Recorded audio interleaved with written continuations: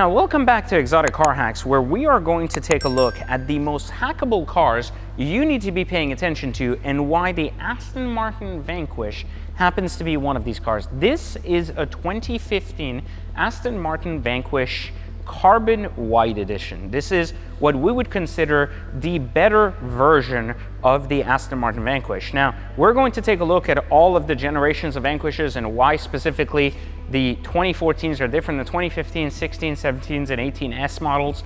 But right now, we're getting an actual first view of this particular car. Now, this car has just been sold by Exotics Hunter here in Boca Raton, Florida, and I have simply had the privilege of using this car as an example for you guys, because many of you who have followed me for a while know that I have owned over a dozen Aston Martin Vanquishes and praised them as one of the most hackable cars ever made for Exotic Car Hacks. Now, personally, having had multiple case studies, having had the most modified Vanquish on earth, the most modified Vanquish Volante on earth, and having built some of the nicest Vanquishes ever, I have a lot of experience with this car, and I can tell you that it is just so much car for the money. Remember that these are 350K cars that can now be bought in the low hundreds, and that's pretty incredible. So I want to show you at first, before we go to my office and look at the numbers, what makes the Vanquish such an incredible car. First off, the design is timeless. This is probably one of Aston Martin's best cars. In addition to that, even the ride height, while it is high enough to give you ground clearance, does not look ridiculously stupid. This car, at being a carbon white edition, obviously is not only completely carbon fiber, but also has all of the carbon options standard. In addition to that, it has the 177 steering wheel and a lot of carbon fiber inside. This is the better version of the Vanquish, and I'm glad that we're getting an opportunity to look at it. But the beauty of this car lives in its subtle details. I want you to go right over here and take a look at this door. Take a look at the edge of the door and how it kind of comes up like a butterfly door, but yet it's not. So it is a normal opening door, but it has this basically like grand kind of goes up thing on the hinges, and it looks really good. Look at the amount of carbon fiber that comes standard on the car, in the skirt, in the front, in the back. It is just beautiful. Like, it's an incredibly pretty car. And look at the details here. Look at all of the details of the leather. You get this feeling of that you're in a very rich and beautiful car. Now, you have trunk space, you have back seats that are completely unusable, but you can still put storage there. And more than anything else, you have a very comfortable driver and passenger seating position. Now, I want you to stand right here, and I'm going to get in the car and kind of show you the seating position and why this car is so exciting to drive. Because one of my favorite things about this car is the fact that it's easy to get in and out of. And one of the things you'll notice is the control for the seats are actually here, which is really cool. The nav comes out of here. They come with a crystal key. Now, Aston stopped the crystal key because it was just expensive. They kept breaking. It was $2,500. I thought it was a beautiful touch to the car. And I think that's what makes this Aston incredibly timeless. All of the buttons are glass. All of the touch buttons are, they're precise, they work. Everything has a very expensive and rich feel. And even if you look at this headliner, you have absolutely beautiful headliner that is hand stitched, and everything feels rich and exciting. And this is something you just don't really get with a lot of other cars in this price range. Sure, at 350,000 new, probably not the greatest car on that range, but at 120 to 140K used, probably the best. And hear this out. This is one of the best sounding cars without any exhaust modifications. Listen to that. Like,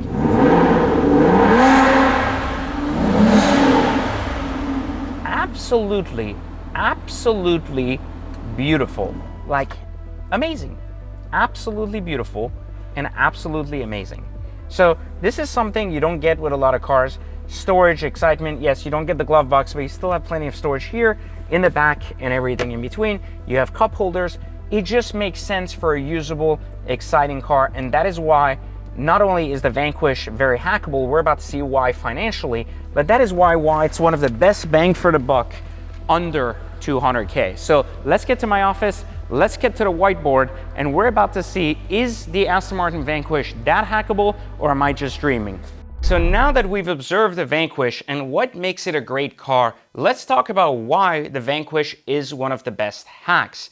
And historically, we have to really take a look at the values of the car beyond everything else over a long duration of time. Remember, as we teach in the Exotic Car Hacks course, there are very specific criteria that makes a great hack. Now, if you want all of those or how to actually successfully get in and out of exotics without losing any money, make sure you click the link in the description below, where you'll not only be able to take a free training to learn if hacking is for you, but you'll also be able to actually join the greatest community of exotic car owners and future car owners in the world called Exotic Car Hacks, where we literally teach you more stuff just like what you're about to see. So the Vanquish ultimately has been a great hack because it's been out for quite some time.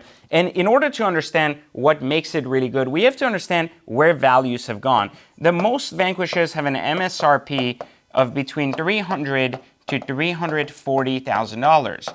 The majority of such options in that disparity come from the idea of a carbon roof, carbon door handles, paint color, and then interior stitching / color options, including a center in carbon or not.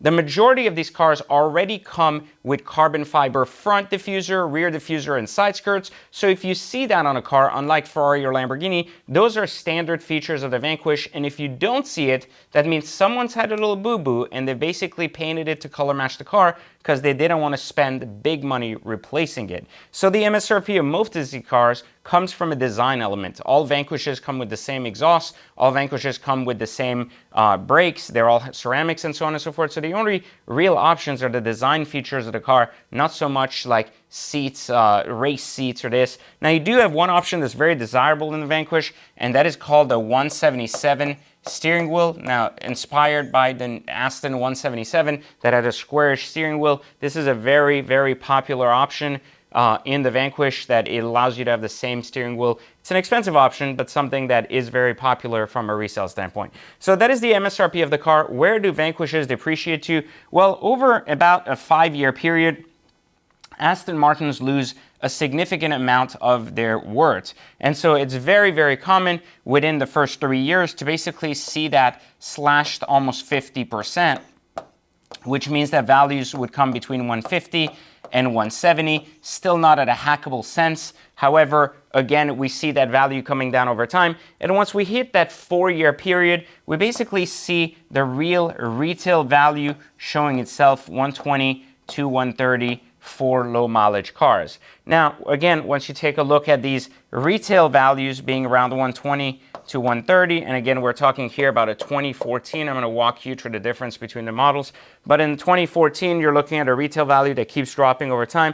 And right about the 5-year mark, in that sweet spot when the car's out of warranty, you start seeing wholesale basically vary and start right about 100 depending on high mileage cars, and go all the way up to 130 for the highest amount of retail. So you have about a 30K window, which is really actually good. And I'll tell you why, because that 30K from the lowest wholesale to the highest retail point is nothing more than 10% of the original MSRP, which makes it very much a hackable car. A 10% exposure rate on a depreciated value is spectacular. And this is the greatest gaps. The majority of people are going to be hacking cars in this sphere right in between. You're not going to be hacking the lowest wholesale because that's the crappy car nobody wants. You're not going to be paying full retail because you're not a consumer. You're a car hacker. So you're going to be right here in the middle. And this gap gets even smaller with the majority of clean cars basically trading between 110 and 120. Again, that gap getting narrower and narrower. So if we look at this margin of error, that means that a 2014 Vanquish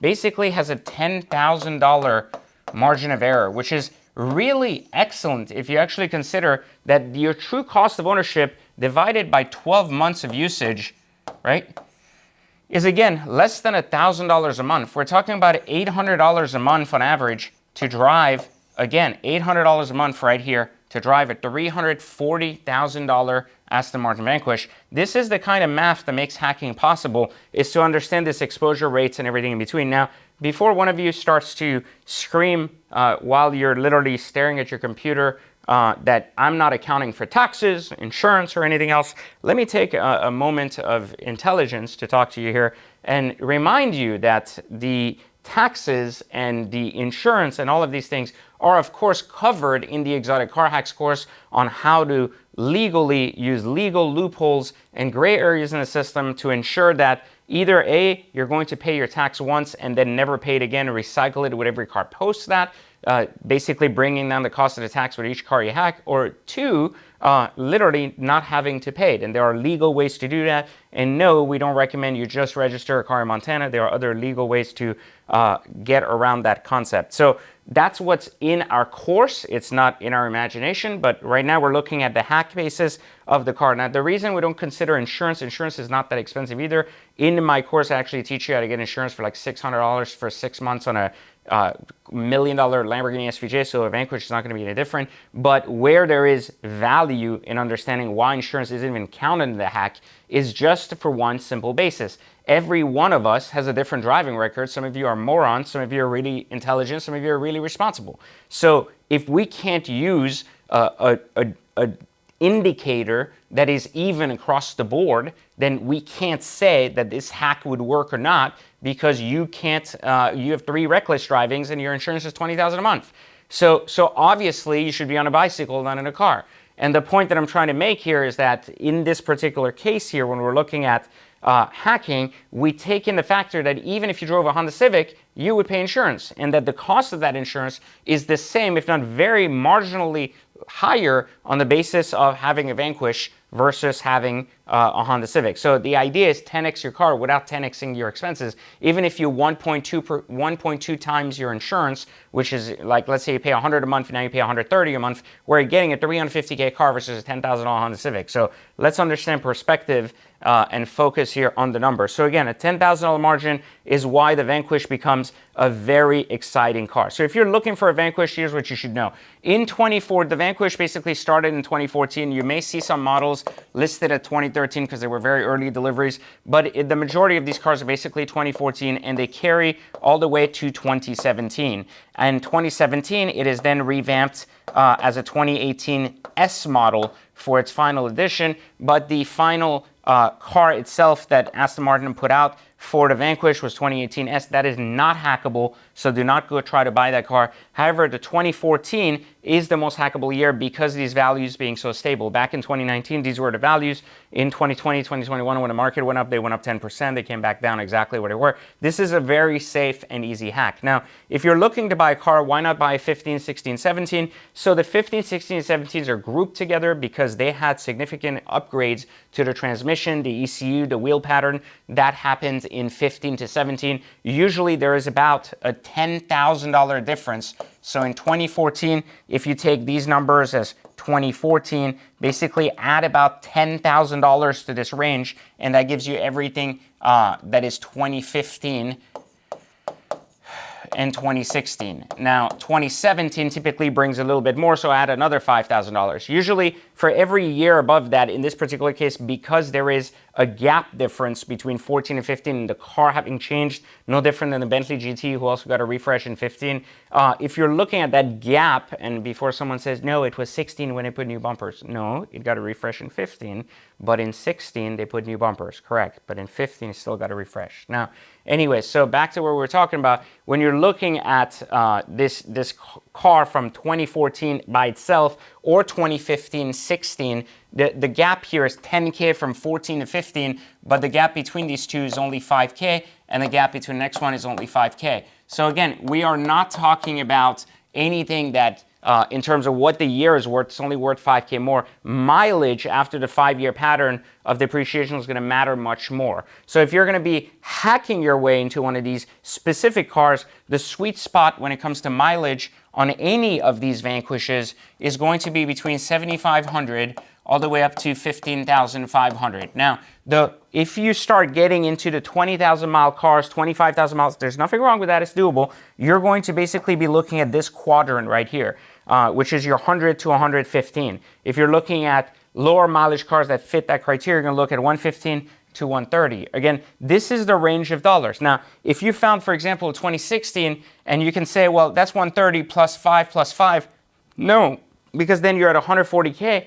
It's a different ball game.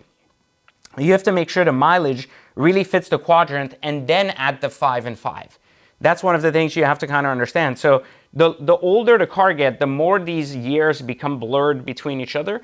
I teach you this in detail in the course, but the point here is to understand that you can only assign a very small amount of value to these years, especially if the mileages are going to concur. So I would rather have, if I was going to have between these three, I would rather have a 2015 with 10,000 miles than a 2017 with 20,000 miles, if that makes any sense. So you're better off with an older car that's basically the same thing. As far as maintenance, these are pretty bulletproof cars. They haven't had historically any changes. That's why they're pretty easy to execute hacks.